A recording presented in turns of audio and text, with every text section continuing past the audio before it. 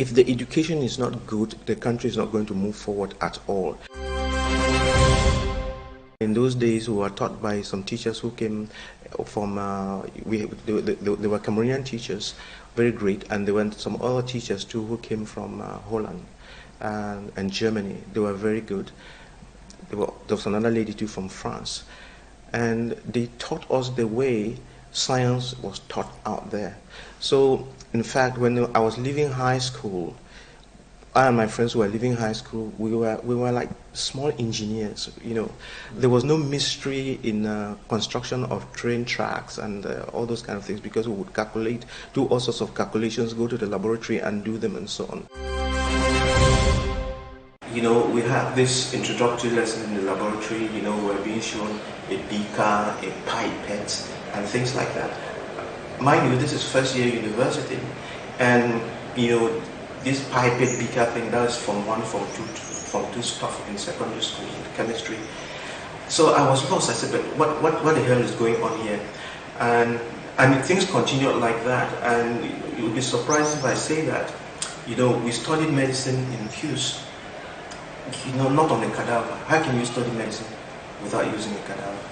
And the anatomy and the physiology were lopsided, and I could, you know, I suffered a lot when I went to specialize in Kenya, the University of Nairobi. There were a lot of gaps and loopholes in the training. So when I came back, you know, my focus has been on how do we change the education in the country, how do we improve.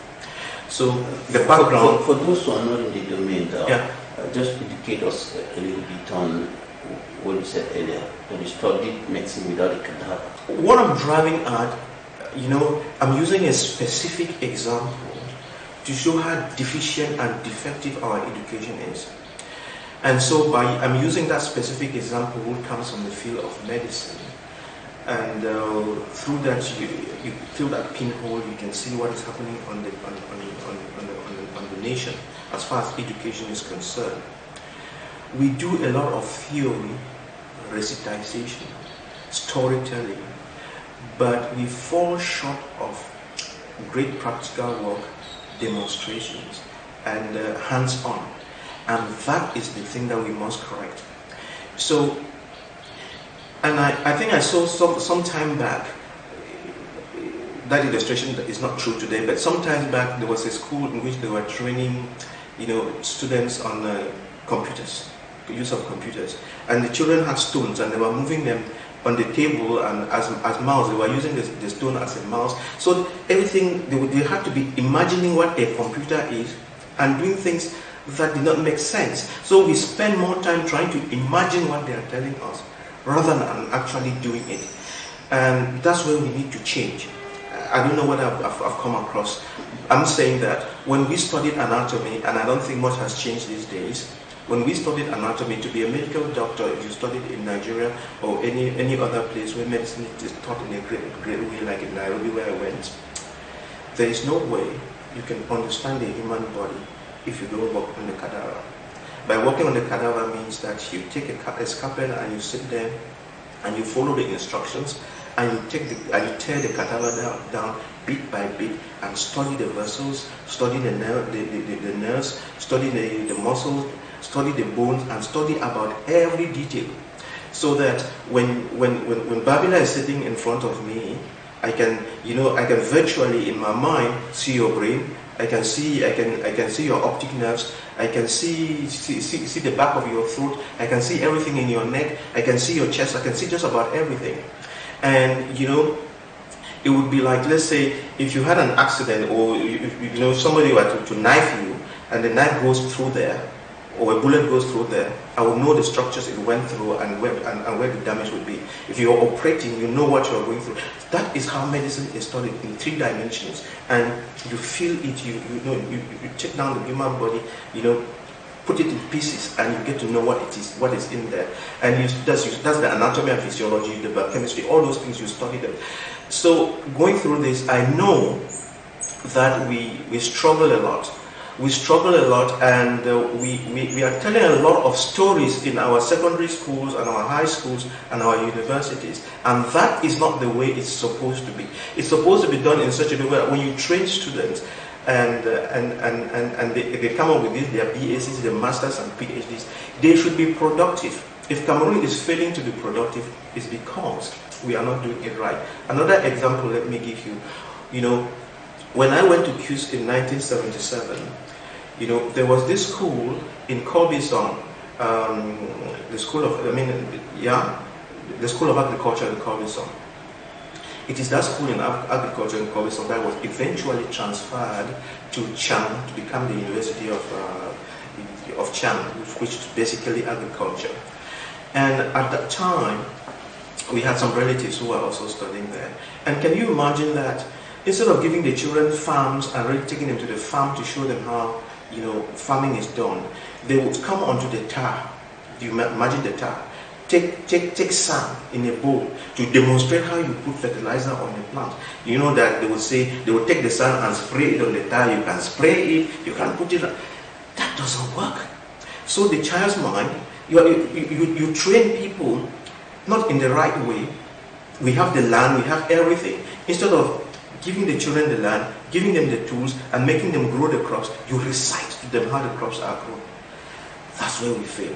And I think that's what we'll be looking at. That looks like training a fish how to swim out of the water. Correct. That is exactly, you got it. How can you train a fish to swim out of the water? That is the point with our education. It's failed woefully and will be changed. What you're talking about are infrastructural problems. Yeah.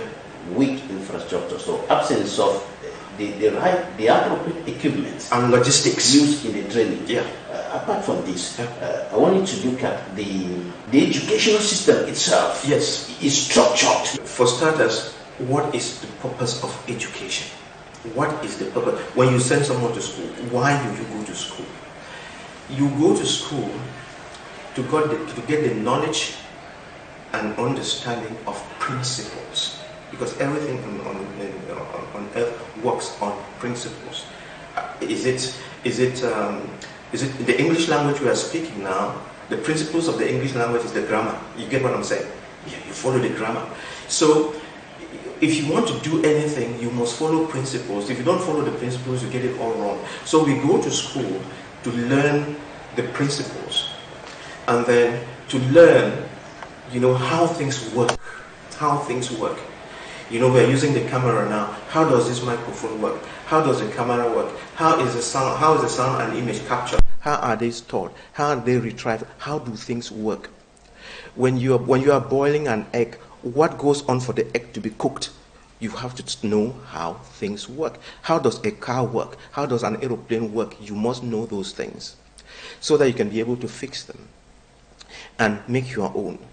Then you also study how to change water into wine. Water into wine is how to become productive, add value. You also study, so you have le savoir-être, savoir-vivre, et savoir-faire. You have to also learn how to live in a community with people and work with people. How do you work in a team? For one thing, you would have noticed that it's very difficult for Cameroonians to form companies and to work together. A good example is these politicians. You saw it was very difficult for them to come together because right from nursery school, we are taught to compete. We are not taught to work together in a team. That's the first big mistake that we make in this country. You know, we get children to be competing against each other. So at the end of the term, at the end of the year, I was first in class, I was second in class. That's all bullshit. It's not about being first in class, second in class. Let's ask ourselves a question. All those children who used to be first and second and whatever in class, where are they today? What are they up to? What are they producing? What problems are they solving? None, because we got a lot of things wrong.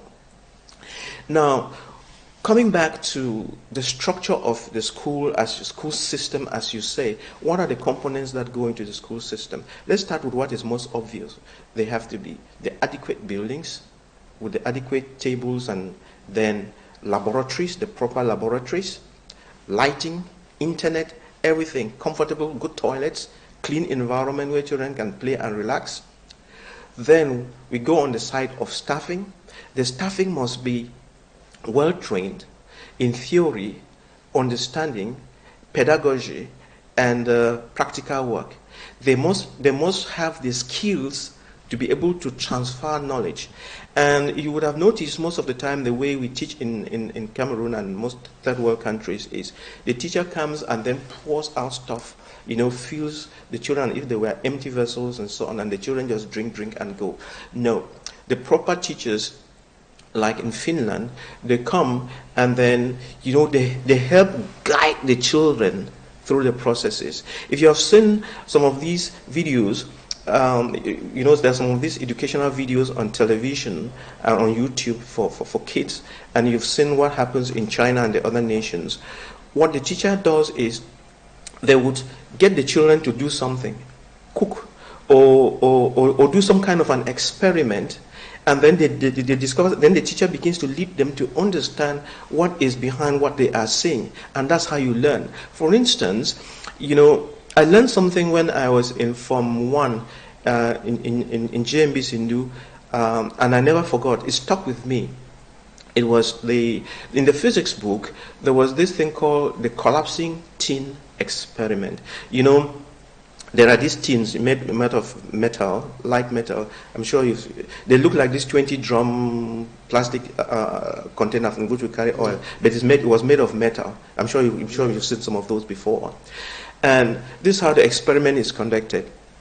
If you open that tin, you put in a little water, let's say a glass or two of water, and you set it on fire and let the water boil.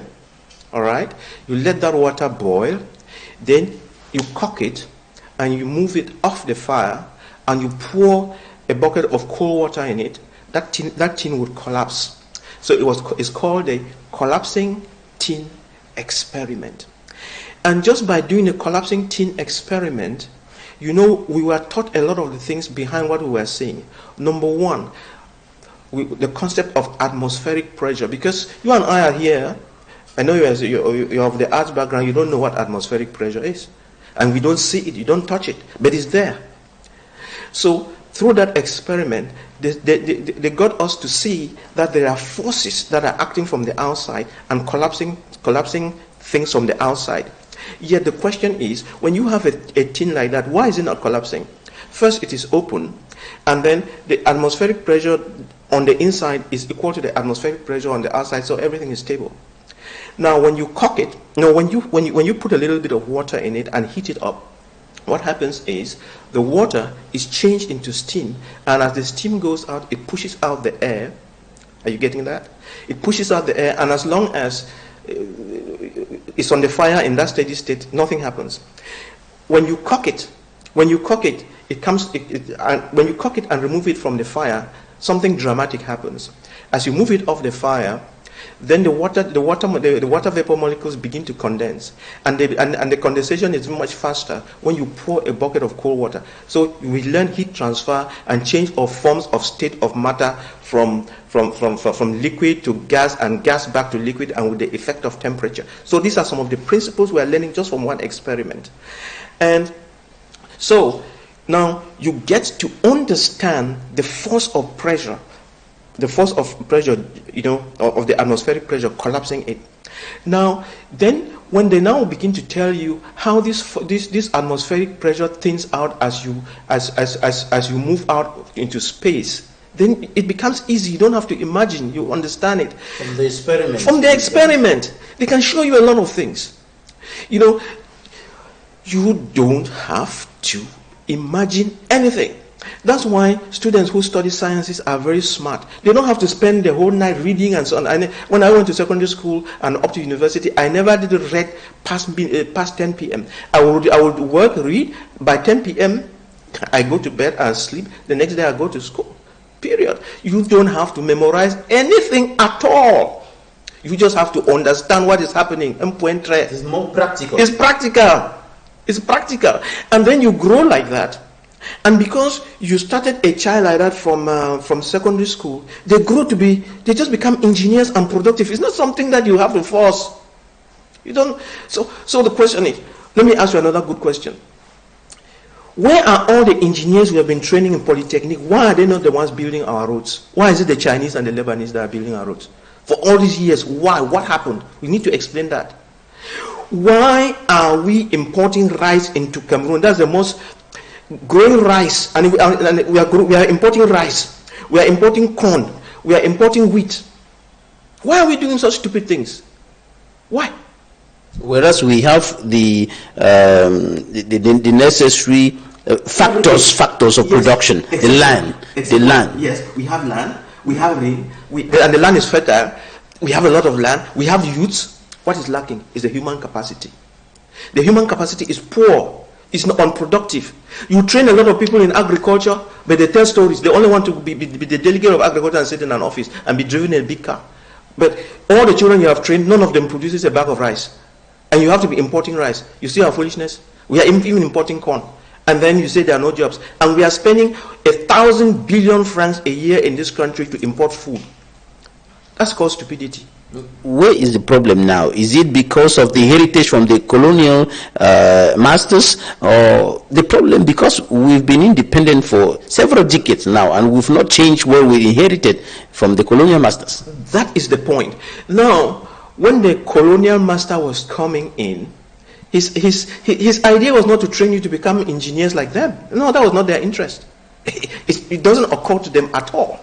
So they gave you the basic, I call it the basic curriculum, to allow you to understand a little bit of mathematics so that you can be calculating their bags of coffee for them. They teach you English and French so that you can communicate with them. And they teach you a couple of other things. And then they don't show you technology. The bottom line is technology. They teach you sciences, but they leave them as subjects hanging in the air. They don't connect those sciences to technology. Are you getting what I'm saying? So there is science and technology. Science is the basic principles. Technology is when you use these basic principles and change and make them productive in industry. You are using technology. All right.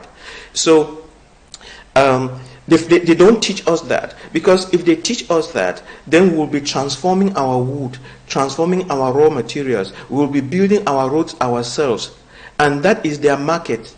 Okay. So they hide technology from you and teach you crazy things, take you in the woods for a ride and show you different things, and you are reciting, you keep quoting Aristotle and so on, and they're going on with their business and stealing from you. That is the basic thing. And it's left to you to be smart enough to know that you've been conned, and then change it. But unfortunately, they train a lot of people. They go to France, get a PhD in language, get a PhD in philosophy, come back, and then they think that because you got a philosophy and they're talking big on television and producing absolutely nothing, and then they go into the university system and school and produce their kind. Are you getting? We keep reproducing our kind for the last 60 years, and missing the boat. And if we don't correct that, we'll get nowhere. And if you look at the government of Cameroon now, about 90% of them are all of the arts background who don't understand what I'm telling you now. So if you don't hit your hand on the table and change, nothing will change. You put a minister of agriculture with directors of agriculture who don't own a farm, who have never grown tomato. It doesn't work. So we have a huge problem with our school system that has to be changed, and that change, we must start by changing also the quality of teachers. That takes us to the issue of rethinking teaching in Cameroon, yes. Rethinking training, yes. in not only in higher institutions of yes. learning, but from the base. Yes, from the base. Yes. What should be done at this point in time? Should I don't know if I should call it a major national dialogue for education be organized? Yes. The major national dialogue, discourse on education has to be organized, but the people organizing the dialogue must know where they are leading the dialogue to. So if you cannot have the blind lead the blind, it's going nowhere. That's what's been happening in Cameroon. They have been having all these things on education and so on, but it was the blind leading the blind, and they were going nowhere. So the question is, what type of education is good? Where can we learn about good education? We have to look at countries that are succeeding. Look at South Korea. Look at Singapore. Look at Japan. Look at China. Look at Finland. Look at Germany. Look at Holland. Those are great nations. When we say education, don't mention France. Okay, and France, England, and America are in their own category. They have their own kind of education, and but what we need is the education that allows us to be productive like the others. The Chinese, the Singaporeans, and so on, they define education and then put in place what they needed and did it the way they broke away from what the colonial fellows gave us, and they were doing the right thing. We are going to use this fan to demonstrate the place of politics, the place of economics, the place of development, and the place of education, and the place of electricity.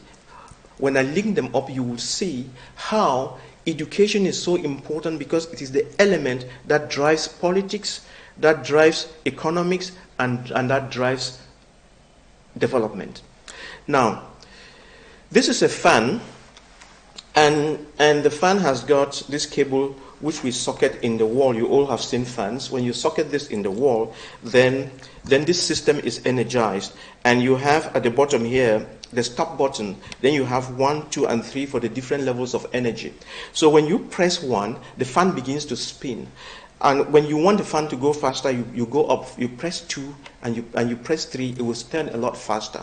So let's go over this fan again. This fan has 3 blades, and the world over, and all systems function on three things. Just like this camera over here is sitting on, is a tripod, and it has got 3 legs. So what matters in the world, politics is very important, and we are in the political season now, and you've seen that Cameroon has failed because the politics has been wrong. So politics is what drives a system. Politics is the thinking cap. Politics is what says, let's go left, let's go right, let's go up, let's jump down. So that is politics. It controls things. So politics is about, you agree on what should we do and what should we not do. It's very important. So if you cannot agree on those things, that's the beginning of failure. Then economics is, how do you create wealth and how do you use it? How do you make money and how do you spend it? And you know, third world countries, we are not good at making money, and even the little that we make, we spend it through corruption, and it's not working well. And then you have development. Development is 2 things. Development of physical structures. We've talked about roads, houses, airplanes, internet, electricity, water, transportation, cars, bicycles, motorcycles, whatever, good roads, tramways. That is development. And when you talk about it, if you go to Dubai, you will see development. If you go to China, you will see development. That's what development of the physical infrastructure. But there's the other component of development which we don't see. It's called the human capacity development, the human being. So if we went to a beautiful place like Dubai and moved out all the inhabitants and leave just the insects and the rats and so on, and come back after 50 years, there will be no Dubai. So you need a human person with his intellect and skills to develop a system. So without that human capacity, nothing would work. And that is where education comes in.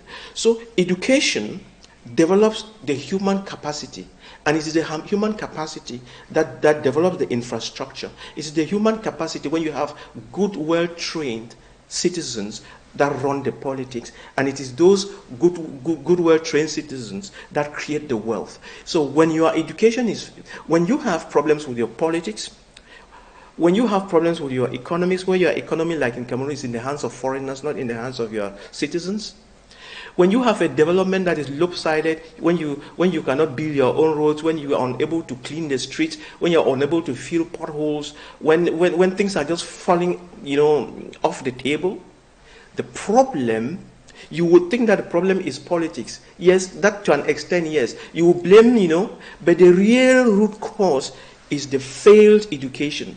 So this cord that brings in the electricity to drive this system is the education. The electricity that drives this system around is the education. When the education is bad, all these three things are bad. So you can now understand the importance of education and why we must make it work.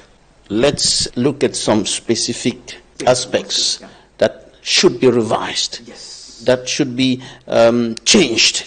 So, are we looking at the major national dialogue of education, for example, driving to... No, when you use the word major national dialogue, you give it a negative connotation. Because when you major national dialogue, we didn't speak the truth. All right, a national discourse. Yeah, we're not going to have national dialogue. We're going to have a national discourse on education. Should it drive to a total overhaul of the whole system? Yes. All right. So it's true that we will have a national dialogue and discourse on education, but it will not be driven by these current ministers and people. It will not work. It will be driven by our own youths who went to America, Germany, England, Canada, China, and studied under those great conditions and are into industry. When they come back and take over all the levels of our education, and then they bring the mindset and the way things were done there and implant them here, it will work. You need that core. That's the thinking brain behind it. Then now, when they are sitting there, they would have a dialogue, in quotes, but that dialogue would be more of trying to understand and feed the others what should be done, lead them, because we have to, we have to do something, in quotes. You have to dictate, so to speak. For Traore to succeed, he has to dictate. He must be enlightened and dictate. He say, okay, I know we're in a democracy, but this is the track that we'll take. Are you getting what I'm saying? We are not coming there to, who agrees with this, who agrees with that. No.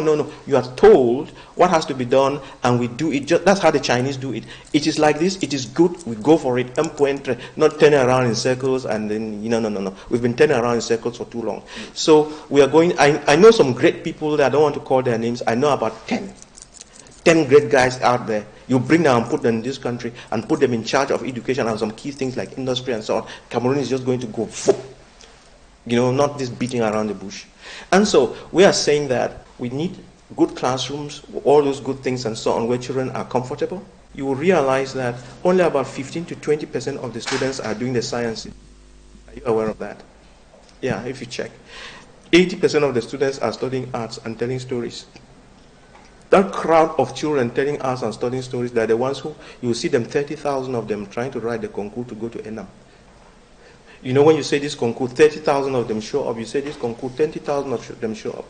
Because they just went and read things, and then they can't use them.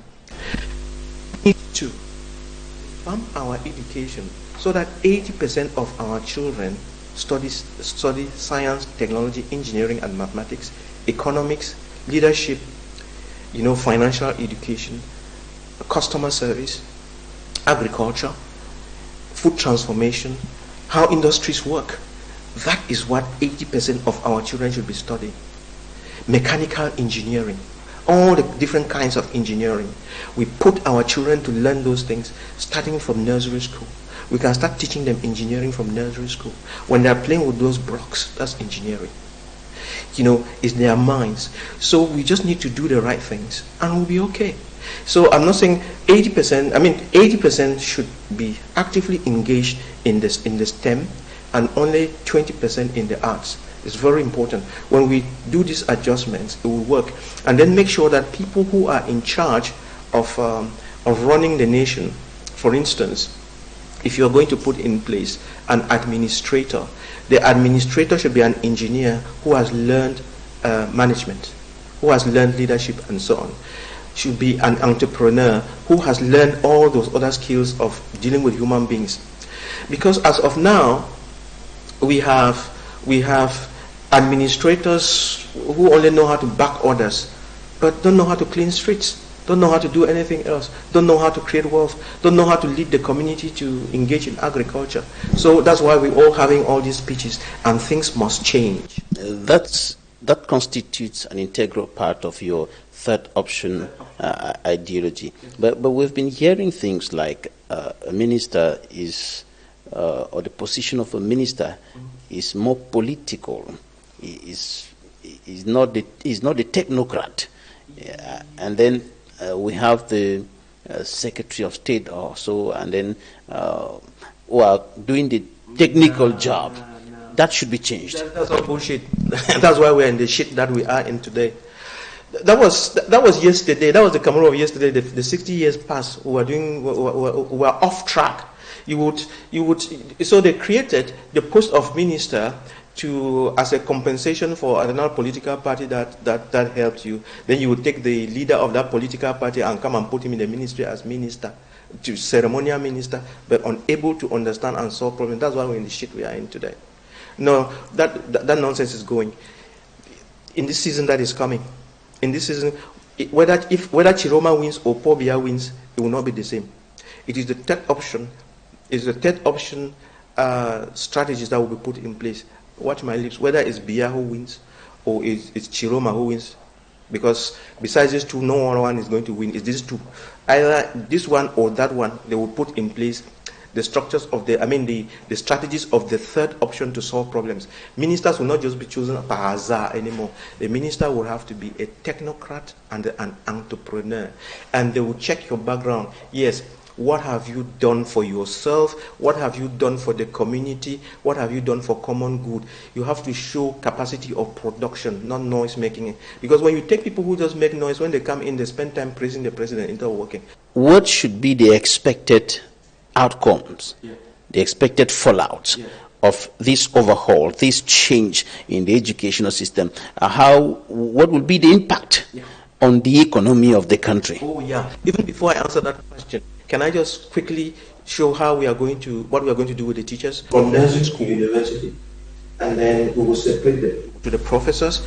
And there's nothing like teachers of the government schools or universities or teachers of the private sector. Why is it so? Because whether the students are in a private school or in a private sector school, the youth that are being trained either way are Cameroonians, and they must fit into a system that is productive. You cannot go and train other students this way who are not productive and then try to train some over here who are productive. So for starters, when things change, because there is no way the school system can improve with these current teachers and the mindset, we need to change what happens in there. And what I was saying was, we'll take all the teaching core from nursery to university, and then we will separate them, just like you separate goats from sheep. All those that people who teach arts to the right, all that teach science and technology to the left. Then we'll come on the side of the people who teach arts at each level, nursery, primary, secondary. We'll test the teachers at their level. Let's take, for instance, teachers who are teaching the arts subjects in the secondaries and high schools. We will put them through the test, and by the way, the test will start for everybody, starts with the use of a computer. Whether you're on the side of science or arts and so on, if you are a teacher, nursery or university, and you don't know how to use a computer, you are dismissed from the teaching corps. There's no appeal on that. You go home and do whatever you want with yourself. Those that are left, let's say in the arts group, for each level, you'll be put through tests that have to do with communication skills, all those kind of things. If you say you are an English teacher and you are not speaking good English, you cannot write good English, there's no way you can teach English properly. If you say you teach economics and you don't know how to use economics to create wealth, there's a problem. Now, so we'll test all the teachers in the arts like that, and take the first 50% who pass the test. The other 50% who don't pass will be sent home. There's no need begging you. You send home, you don't know what you're doing. Then we come on the side of the science teachers, because there are very few. We would give all the groups the science, and then these other 50% that are retained, new pedagogic skills how to do things. They would bring our diaspora who have tried out there and professors from out there to come and bring them up to speed and show them how to do it. Then these other 50% that are retained in the teaching core, all of them, I said all, would, whether they're in nursery school or university, they would learn practical agriculture, how to produce crops and animals, and how to transform them in industry, so that they can be able to transmit that knowledge to students. Because the students that they will be teaching, there will be nothing, whether you're an arts or science student, every student in Cameroon must know agriculture, food transformation, animal production, food crop production, and then food transformation and commercialization. Everybody must know it, because we are wasting 1,000 billion every year importing food. That rubbish must stop. Now we come to the side of those that are science. They will be teaching science, technology, engineering, and mathematics. We help them because I know the weakness on that side. Our laboratories have not been there. The people who are teaching those subjects, they also were taught without laboratories, so they are weak. So we have to bring in people from what we call cross-pollination, bring in teachers from India, from everywhere else, who have been doing this thing on a practical thing, to take them through the practicals. We put the practical labs so that the people become good at practicals. And because there are not many, we are going to employ almost everyone who studied, who has a BSc, Masters, or a PhD in science, technology, engineering, and mathematics to increase this pool.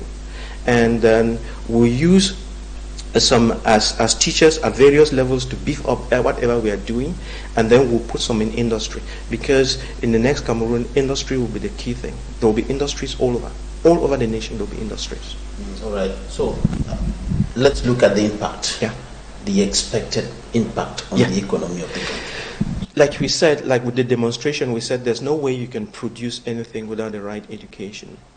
If you ask our mothers who pound a chew, who cook fufu corn and so on, they have to teach their children, their young girls and boys in the house, how to pound good achu, how to cook good zoom, how to make batong de manioc. You must learn it. You cannot just get out from sleep and bake a cake. You cannot just get up from sleep and cook fufu corn and it comes out right. Your mother must teach you. So what we are saying is that as we start teaching our children how to do the right things, then you will see the whole country go up, because we'll be able to solve our problems. You get the point? That's the bottom line. Once we start solving our problems ourselves without depending on the Chinese, the French, the South Koreans to do it, to wipe our noses for us, then we would have made it. And above all, character training is very important. Attitude is very important. Just for instance, have you seen at the red lights, have you noticed that we don't respect traffic lights? We don't. Nobody. The big and the small, nobody. Pedestrians, taximen, motorcycles, nobody respects the traffic light. Nobody respects the police. All those things will stop. We will start first. I think there was a president in America, not in America, in Nigeria, war against indiscipline. I have forgotten his name. He had this caption: war against indiscipline. We must do it in Cameroon. War against indiscipline. Don't throw dead on the road. Don't stuff dead in the water passageways. Don't urinate everywhere. Don't smoke and throw your things everywhere. Don't smoke everywhere. Don't eat granules and throw your peelings just about everywhere. Don't throw papers everywhere. We need some kind of a discipline. Respect the police, respect traffic rules, respect everybody, respect the pedestrian crossing. When we start doing those small things and the whole nation begins to change, in a manner that we respect ourselves and respect everyone, then you will see a nation surge forward. It's very, very important. And then we'll begin to do simple things ourselves.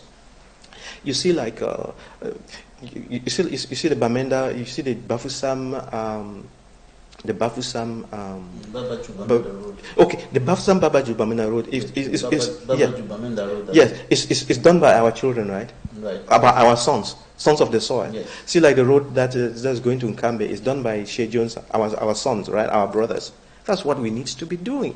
I was very angry in 2018 when I was running away from the war to come here to Douala. I passed through Yaoundé, and on the road between Bafusam and Yaoundé, I noticed it was a South Korean company or so that was redoing the road. That they were changing the culverts, clearing the roads, putting a new surface of tar and marking the lanes out and putting the signage. Those are simple things. The biggest problem in road building is to open up the road, clear everything, and then get the track as it should be. Then, if somebody has already done that and has laid the first coat of tar, if we are renewing it after 25 years, use your children. Use your children, for heaven's sake. Why? I mean, now we come to this concept of import substitution. Import substitution is something that President Paul Biya has prescribed, and import substitution cannot work if you are not giving your children the skills to do the jobs themselves. If you depend on others and you think import substitution will work, then you're a liar. Import substitution only works when your children can do it themselves, when you can solve the problem yourself. That's the key. And import substitution is not going to be a story. It's something that must work if we have to come out of our underdevelopment, if we have to come out of our poverty, if we have to create jobs for youth.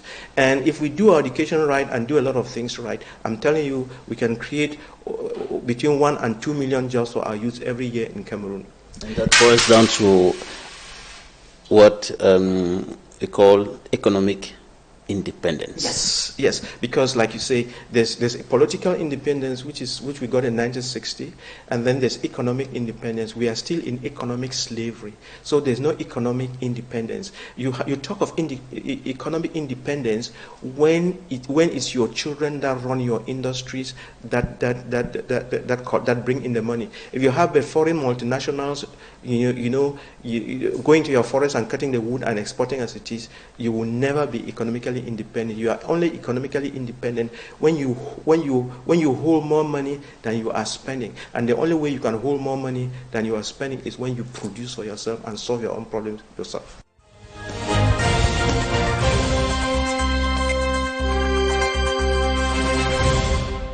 We're talking about education, and to learn well, to be able to assimilate the knowledge that's been transmitted to the learners and to be able to implement it in society, to solve the problems in society. Mental health is indispensable. That is why you are here, Hassan Dase. You are the executive director of the Association for Better Health, promoting better health, the improvement of the health of the population. Right, so tell us about the strategic place of mental health in our society. Thank you for giving me this opportunity to talk about mental health and the strategic place of mental health in our society. So, we cannot talk about health without mental health. And before I start, mental health, as from the definition of WHO, is a complete physical, emotional and social well-being, and not only the absence of diseases or infirmity. It means that mental health is at the center of everything. You cannot work well with a mental problem or with a disability as far as your cognition is concerned or whatsoever. So it's at the key of any decision and key action of any practice in our society. That's why we need to treat it as something very, very, very how they call it, very we need to take it very good and take it very light. Right. So generally when we're talking about mental health, people are thinking about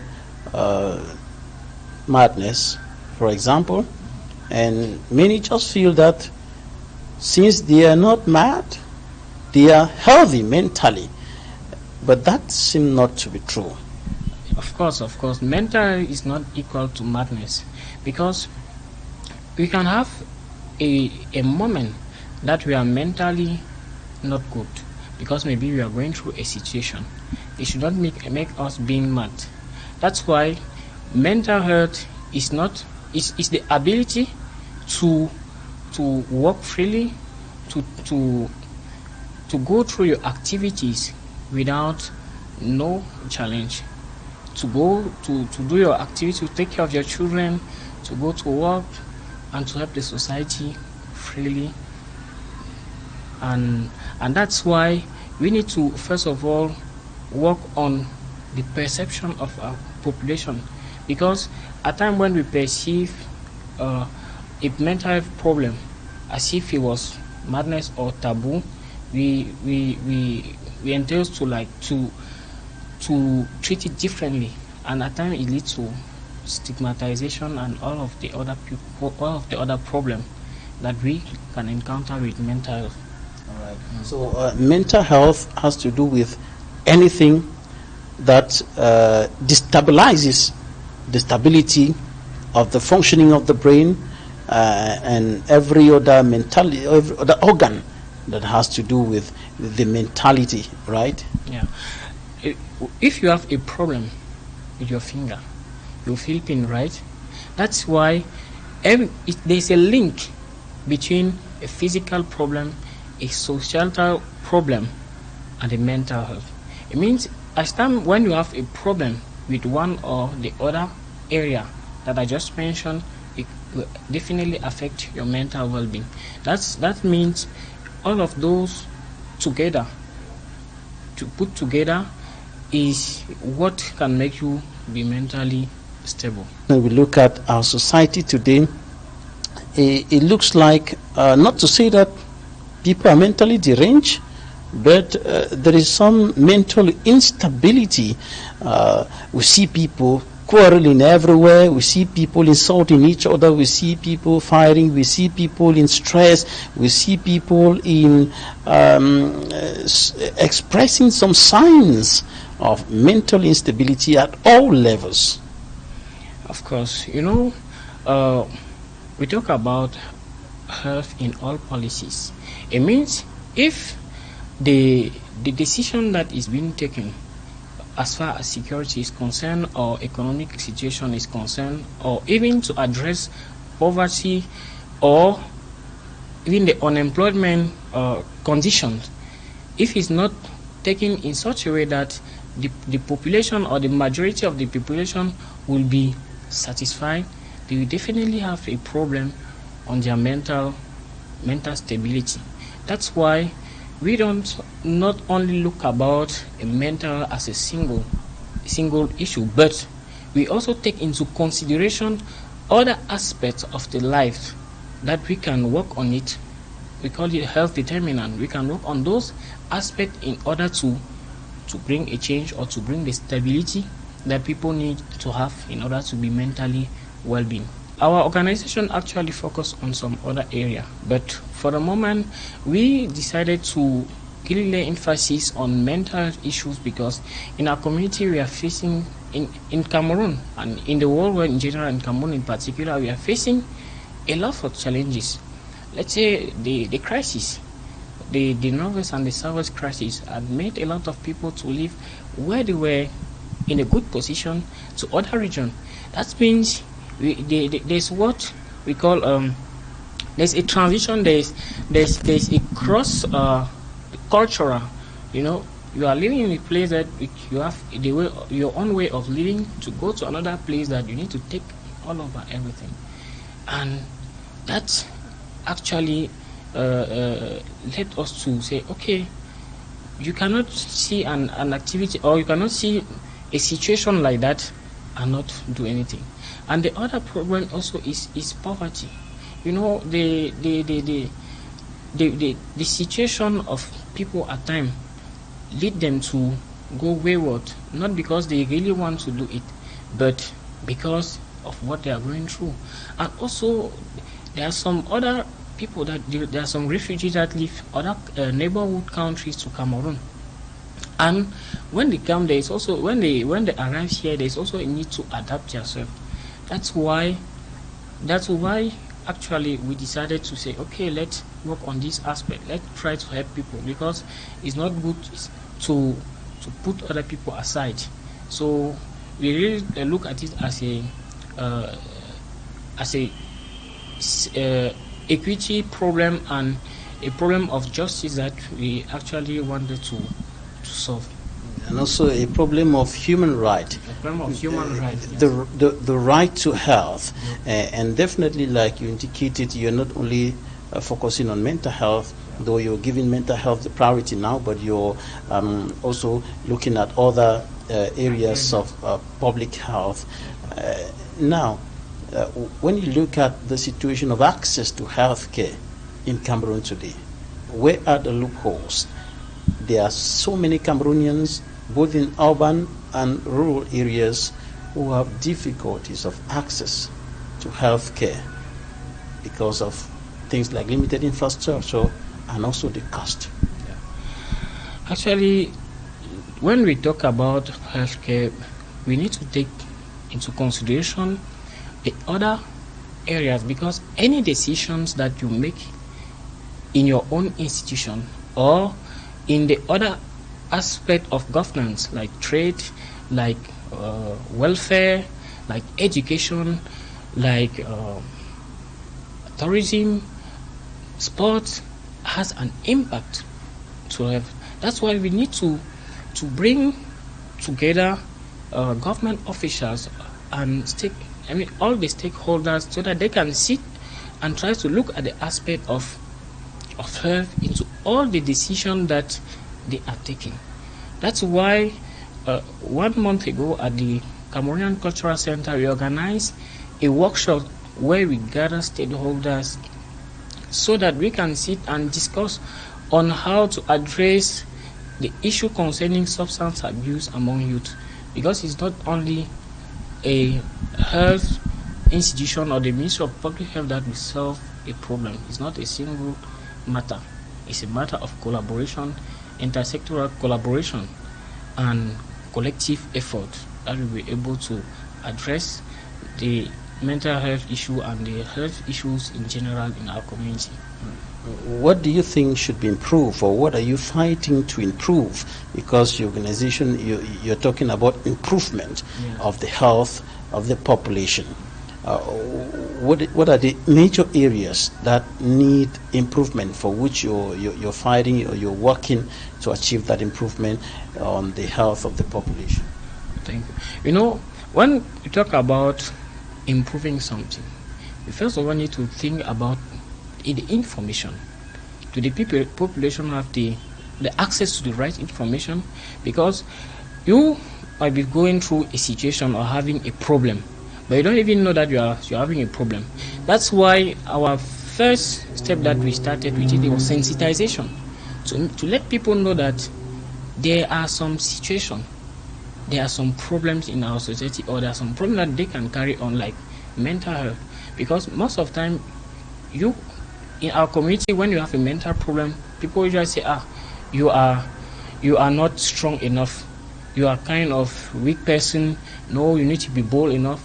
Of which the way you persevere or the way you tolerate suffering is not the same way some other people can tolerate it. So that's why we are trying to improve access to education, health education, first of all, and secondly, access to health services. That's why we are not just focusing on sensitization, but we go closer to people so that we can provide a psychosocial support and well-being, so that they can be able to have what they are not able to have. And second and thirdly, we train people in order to be also peer educators in our communities, so that together with the other people we can make a collaborative effort to counter the situation. From what you just said now, we can deduce that there is a need to step up health education. And this takes us to what we've been observing. Generally, people will not either visit a physician or go to the hospital if they are not down. I mean to say, if they are not suffering some kind of severe health challenges, even mentally, it is difficult to tell somebody that the person is sick. If at all he does not have headache, severe headache for that matter, and other serious mental challenges. Even somebody who is just forgetting things a lot may not actually know that he has some mental health problems. There's a stigma that surround mental health issues in our community. It's even taboo for some people to know that you are mentally depressed, and that's why, as I earlier said, the first step we have to do is to sensitize, to let people know that there is a problem or there's something that we can call mental illness. And at times it can be just temporal. That means you are facing a situation and you are stressed up, and when the situation gets over, you move on. But there at times you have some other situation, like you said, memory problem, and it means when you start forgetting things, it means that you have been carrying out a lot of stress, a lot of problems that actually you did not pay attention to it, or seek for helps from a health personnel or someone that can actually advise you. All right. So earlier you mentioned the crisis in the northwest and southwest regions of the country, and we can also mention the Boko Haram insurgency in the far north, which seem to have increased the level of mental health issues, especially for those who have been, those who are living there, and those who were living there yesterday and had to escape because of the violence, the gun battles and all of that, and especially children who might have suffered severe consequences of the situation. Tell us about the impact of the security problems on the mental health or the level of mental health issues in our society. You know, when we talk about insecurity, actually just listening the word insecurity, it means already everything is over. In terms of policy, in terms of health policy, what are some of the improvements that you and your collaborators in your organization are putting for? For the moment, we are still working on advocacy campaign. So we want first of all to work so that the government should put into all of their decisions the health aspect, because when you take a decision without considering that the decision you have been taking is going to affect in one way or the other the health conditions of the populations, actually you won't be able to help them.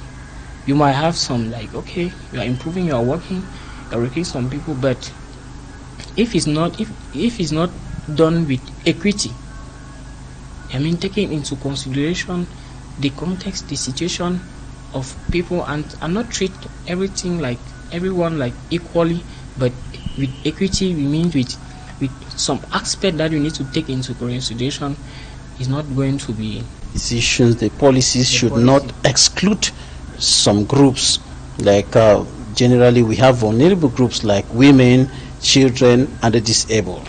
They should all be considered. The gender factor and all the other factors should be mainstreamed in the decisions that are taken. That is why you're carrying out the advocacy, and you have an event coming up. Yes, we have an event coming up on the 20th of October at the National Museum concerning actually it's an event for the, how they call it, the shift. So those in the restaurant, so they have their international day, and for that reason they planning to offer 2,500 plate of meal to youth on the street, to the future entrepreneur that also going to participate in the building of our nation. That's the idea. That's what we are going to start on the 20th of October with the KUFA. The KUFA Cameroon. KUFA Cameroon is an international NGO, and it's their initiative, and they call on us in order to work together, because it's only through collaboration that we are going to solve health issues. And there is KUFA, there is Let to Eat organization, which is also an international organization, and with the support of the National AIDS Committee Control and the National Drug Committee Control, we are going to provide health care to those vulnerable children on the street.